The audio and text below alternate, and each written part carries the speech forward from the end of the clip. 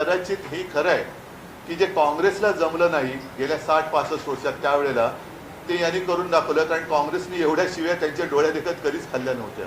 तेवढ्या शिव्या आणि नालस्ती पंतप्रधान, माननीय पंतप्रधान आणि गृहमंत्र्यांच्या वाट्याला आलेल्या आहेत. साहजिकच आहे, परत एकदा सांगतो की या तरुणांना भेटण्यासाठी यांच्याकडे वेळ नाही किंवा त्यांना कमीपणा वाटतो. मात्र जे गद्दार शिवसेना चोरून शहासेना ज्यांनी स्थापन केलेली आहे आणि स्वतःला जे शिवसेना म्हणून मिरवत आहेत ते गद्दार काल पंतप्रधानांना जाऊन भेटले. त्यांना भेटायला पंतप्रधानांकडे वेळ आहे. शहासेनेचे प्रमुख शहा काल मुंबईत होते. त्यांचं स्वागत त्यांनी ठेवलेल्या या गद्दारांनी केलं असेलच. मात्र हे गद्दार खासदार यांना भेटायला मोदींना वेळ आहे.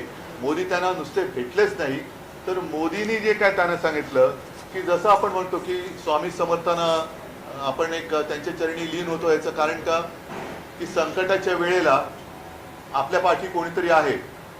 म्हणून स्वामी समर्थांचं जे वाक्य आहे की भिऊ नकोस, मी आहे तुझ्या पाठीशी, तसं आता मोदी नवीन स्वामी झालेत की काय.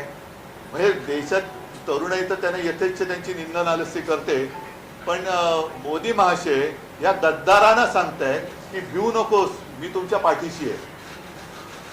म्हणजे हे एक म्हणजे फार विचित्र आहे.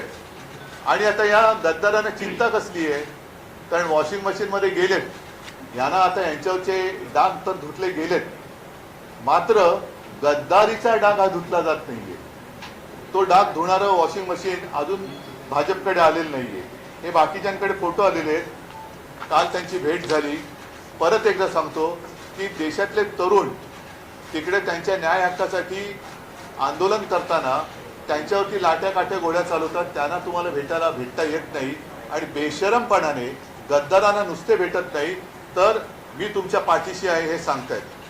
तर हे वाक्य त्यांनी तरुणांना सांगायला पाहिजे होतं की कशाला तुम्ही घाबरताय, मी तुमच्या पाठीशी आहे, काही काळजी करू नका, मी देशाचा पंतप्रधान आहे, मी तुमचा मोठा भाऊ म्हणा किंवा आजोबा म्हणा, काय असेल ते, किंवा फ्रेंड्स म्हणा आहे, तो तुम्ही भिवू नका, मी तुमच्या पाठीशी आहे.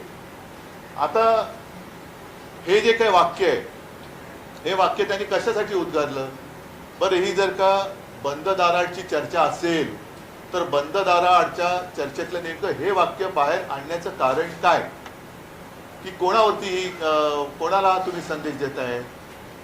आता ही जी आहे नवभारतमध्ये सुको म्हणजे सुप्रीम कोर्ट की सुनवाई से टेंशन में शिंदे म्हणून तुम्ही भेटलात का यांना.